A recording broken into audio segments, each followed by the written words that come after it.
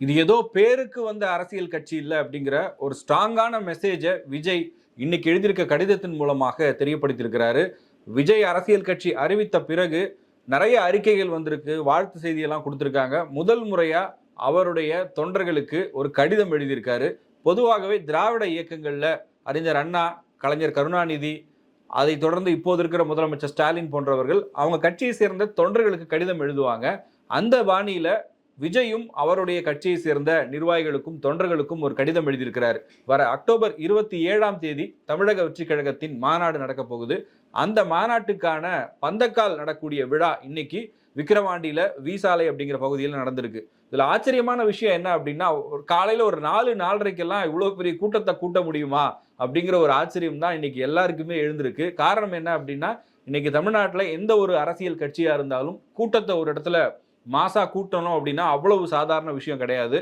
அதுக்கு எவ்வளவு பெரிய வேலைகள் நடக்கும், பின்னாடி என்னென்ன விஷயங்கள் நடக்கும் அப்படிங்கிறது தமிழ்நாட்டு அரசியலை கூர்ந்து கவனிக்கக்கூடிய எல்லாருக்குமே நல்லாவே தெரியும். ஆனா அதிகாலை 4 மணிக்கு விழுப்புரத்துல அவ்வளவு பெரிய ஒரு கூட்டத்தை கூட்டுறது அப்படின்னா அது விஜய் அப்படிங்கிற பேருக்காக, விஜய் அப்படிங்கிற முகத்துக்காக இந்த கூட்டம் இருக்கு. இதுதான் விஜயினுடைய மிகப்பெரிய பலம் அப்படின்னு கூட சொல்லலாம். இந்த பலத்தை முன்வைத்துதான் அவர் அரசியல் களத்துக்கே வராரு அப்படிங்கிறதும் எல்லாருக்குமே தெரிஞ்ச விஷயம் தான். அவருடைய லெட்டர்ல நிறைய விஷயங்கள் கவனிக்க தகுந்த விஷயங்களா இருக்கு. இதுல ஆனா இது சுவாரஸ்யமான சில விஷயங்களும் இருக்கு. இந்த லெட்டரை படிச்சுட்டு அரசியல் ரீதியா அவர் என்ன சொல்ல போறாரு, அவருடைய கொள்கை என்ன, அவர் தொண்டர்களுக்கு என்ன சொல்ல வராரு அப்படிங்கறத நேரடியா கவனிக்கும் போது அது சுவாரஸ்யமான விஷயங்களா என்னென்ன இருக்கு அப்படின்னா, இதுலயும் தலை ரெஃபரன்ஸ் இருக்கா அப்படின்னு சில பேர் கேக்குறாங்க. என்னன்னு எனக்கும் புரியல. ஒரு 2 தடவை அந்த ஸ்டேட்மெண்ட்டை படிச்சேன், அதுக்கப்புறம் தான் புரிஞ்சது. அவர் ஒரு 2-3 இடங்கள்ல அவர் குறிப்பிட்டிருக்கிற வார்த்தை அஜித் படங்களுடைய பெயரா இருக்கு. ஒன்னு சிட்டிசன், இன்னொன்னு வலிமை, இன்னொன்னு விவேகம். சோ இந்த மாதிரி சினிமா சார்ந்து இருக்கக்கூடிய விஷயங்கள்னால இப்ப அவர் என்ன பண்ணாலும், விஜய் வெளியில வந்தாலும் சரி, அவர் ஒரு லெட்டர் எழுதினாலும் சரி, அதை டீகோட் பண்றதுக்கு நிறைய விஷயங்கள் இருக்கும். ஆனா இதை ஒரு சுவாரஸ்யமான விஷயமா இதையும் பேசுறாங்க. ஆனா இதுல நான் ரொம்ப முக்கியமான விஷயமா கவனிக்கிறது என்ன அப்படின்னா,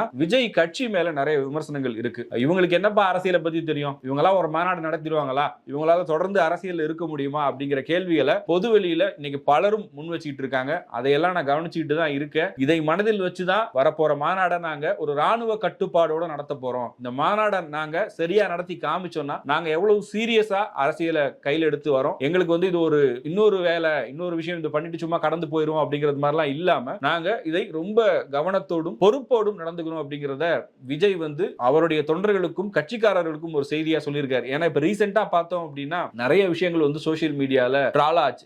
உதாரணத்துக்கு சொல்லணும் அப்படின்னா, இதே விழுப்புரம் பகுதியில விஜய் கட்சியினுடைய கொடியை வச்சு ஒரு இளைஞர் பைக்ல ஸ்டண்ட் பண்ணாரு. அது ஆபத்தான முறையில் இருந்தது. நிறைய பேர் அதை கண்டிச்சு பதிவு போட்டிருந்தாங்க. இந்த மாதிரி யாரோ ஒருத்தர் எங்கேயோ பண்ணாலும் கூட அது கட்சியினுடைய தலைமைக்கு தான் அவப்பேரை ஏற்படுத்தும் அப்படிங்கிறத உணராம நிறைய பேர் செய்யறாங்க அப்படிங்கிற பார்வை இருக்கு. அதே நேரத்தில் சமீபத்தில் புசியானந்த், அந்த கட்சியினுடைய பொதுச் செயலாளர், அவர் மேடைகளில் பேசின பேச்சுல ஒரு பகுதி சோசியல் மீடியால பெரிய அளவுக்கு பேசு பொருளா மாறிச்சு.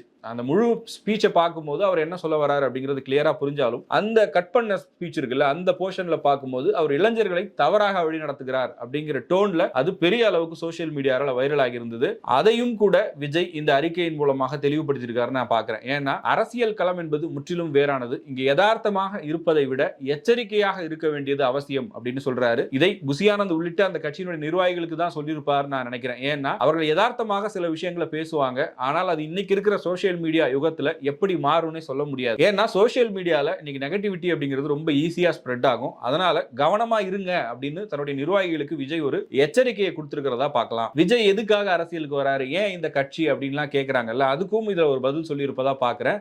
இன்னும் முழுமையாக நிறைவேறாத அடிப்படை தேவைகளை சட்டப்பூர்வமாக அரசியல் ரீதியாக பூர்த்தி செய்யணும் அப்படின்னு சொல்லும் போது, இன்னைக்கு பேசிக்கா மக்களுக்கு இருக்கக்கூடிய பிரச்சனைகள், அடிப்படை தேவைகள் சார்ந்த பிரச்சனைகள், அது எல்லாத்தையுமே நான் அட்ரஸ் பண்ண போறேன் அப்படிங்கிறதையும் விஜய் இந்த கடிதத்தின் மூலமாக சொல்ல வராரு அப்படிங்கிறத புரிஞ்சுக்கலாம். அதுக்கு அடுத்ததா விஜய் ரொம்ப எமோஷனலா இந்த கடிதத்தை எழுதியிருக்காருன்னு பாக்குறேன். ஒரு தலைவனுக்கும் தொண்டனுக்குமான அந்த உணர்வு, இல்ல ஒரு நடிகருக்கும் ஒரு ரசிகனுக்குமான உணர்வு அப்படிங்கிறது எமோஷன்ல வர்றதுதான். ஏன்னா ஒரு அரசியல் அதிகாரங்கள்ல இருக்கிறவங்களுக்கு பணம், அதிகாரம் இதையெல்லாம் வச்சு ஒரு கட்சிக்குள்ள சேருவாங்க, அது வேற. ஆனா ஒரு நடிகனுக்கு ரசிகனா மாறுவதோ இல்லது ஒரு தலைவனுக்கு உண்மையான தொண்டனா மாறக்கூடியவர்கள் பெரும்பாலும் எமோஷனலா அட்டாச் ஆயிருப்பாங்க. ஏன்னா அவங்க அந்த தலைவராலேயோ அந்த கட்சியாலேயோ அந்த இயக்கத்தாலேயோ ₹1 சம்பாதிச்சிருக்க மாட்டாங்க. அவங்களுடைய சொந்த பணத்தை நிறைய செலவு பண்ணியிருப்பாங்க. இதுக்கு பல இயக்கங்கள், பல தலைவர்கள் உதாரணமா இருப்பாங்க. இதுக்கு முன்னாடி இருந்த தமிழ்நாட்டை சேர்ந்த மிகப்பெரிய ஆளுமையா இருக்கக்கூடிய தலைவர்கள் எல்லாருமே மக்களோடையும் அவர்களுடைய தொண்டரோடையும் எமோஷனலா கனெக்ட் ஆயிருப்பாங்க. ஒரு பர்சனல் கனெக்ட் இருக்கும் எல்லாருக்குமே. அந்த மாதிரியான ஒரு கனெக்டை தன்னுடைய கடிதத்தின் மூலமாக விஜய் கொண்டு வர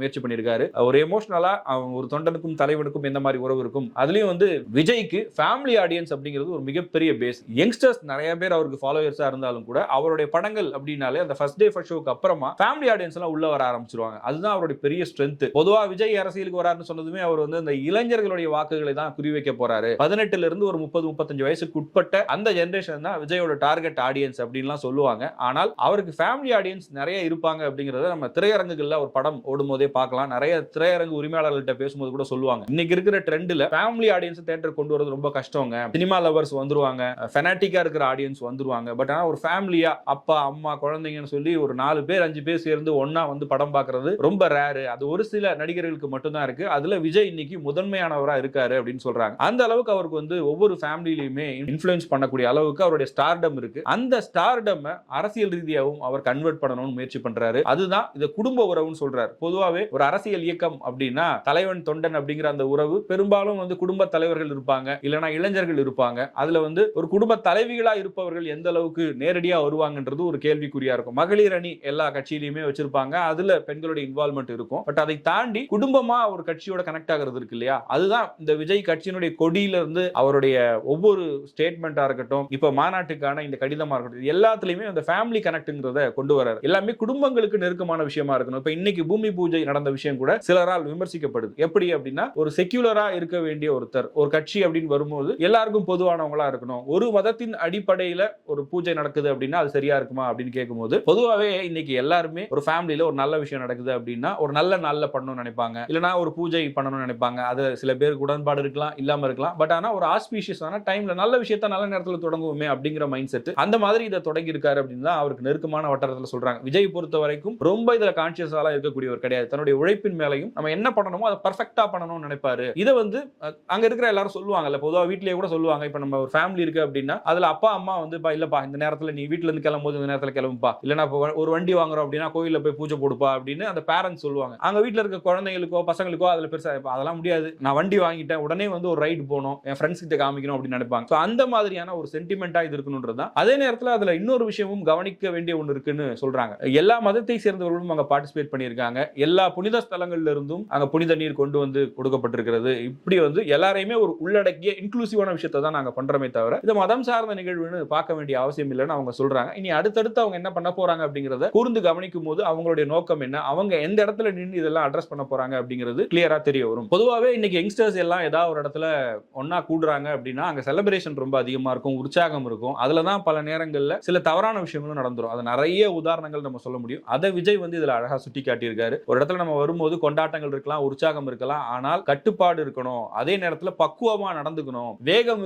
அரசியல் களத்துல வேகத்தை விட விவேகம் முக்கியம் அப்படின்லாம் சொல்லியிருக்காரு. இந்த விஷயங்களை எல்லாம் ஒருத்தர் உள்வாங்கிட்டாலே அது கரெக்டா போகும் அப்படிங்கிறது. ஏன்னா ரீசெண்டா விசிகாவனோட மாநாடு கூட நடந்திருந்தது. அங்க நீண்ட நேரம் திருமாவளவன் வந்து மேடையிலேயே இருந்து அந்த மாநாட்டை ஒருங்கிணைச்சதா இருக்கட்டும், மாநாட்டின் நிறைவாக அவர் எவ்வளவு நேரம் பேசினார் அப்படிங்கறத பார்த்திருப்போம். அதுல வந்து நிறைய பாசிட்டிவான விஷயங்கள் இருந்தாலும் எங்கேயோ 1-2 நடக்கக்கூடிய தவறான விஷயங்கள் வந்து சோசியல் மீடியால பெருசாகும். அரசியல் ரீதியா அவர்களை எதிர்க்கக்கூடியவர்கள் அதை பெருசுபடுத்துவாங்க. இது எல்லா கட்சி மாநாடுகளுக்கும் பொருந்தும். திமுகவா இருக்கட்டும், அதிமுகவா இருக்கட்டும், எந்த கட்சியினுடைய மாநாடா இருந்தாலும் அங்க நெகட்டிவா என்ன விஷயங்கள் நடக்குது அப்படிங்கிறது சோசியல் மீடியாலையும் சரி அதை பத்தி பேசுறதுக்கும் அது ஒரு கண்டென்ட்டா மாறிடும். அந்த மாதிரி எதுவும் நடக்கக்கூடாது அப்படிங்கிறத மனசுல வச்சு விஜய் இந்த கடிதத்தை எழுதியிருக்காரு. இன்னொன்னு வந்து இந்த கடிதத்தை இன்னும் ரொம்ப ப்ராப்பரான ஒரு இலக்கண நடையில பாட புத்தகங்கள்ல வரக்கூடிய மாதிரி எழுதலாம் அப்படின்னா இன்னைக்கு இருக்கிற யங்ஸ்டர்ஸ் வந்து அவ்வளவு பெருசா படிப்பாங்களா அப்படிங்கிற ஒரு கேள்வியும் இருக்கு. சுருக்கமா சொல்லி ஆகணும், அதே நேரத்தில் சொல்ல வர விஷயத்த சொல்லணுங்கிற அடிப்படையில் ஒரு மாடர்னைஸ்டா தான் எழுதியிருக்கிறாருன்னு பாக்குறேன். இதுல குறைகள் சொல்லணும் அப்படின்னா சில குறைகள் இருக்கலாம், ஆனா இதை வந்து ஒரு பேச்சு வழக்குல இதை படிக்கும் போது அந்த கட்சிக்காரங்க இருக்காங்கல்ல, இப்ப டிவிகே உடைய தொண்டர்கள் இருக்காங்க அப்படின்னா விஜய் பேசுற மாதிரியான ஒரு விசுவலைசேஷன் அவங்களுக்குள்ள வரணும் அப்படிங்கிற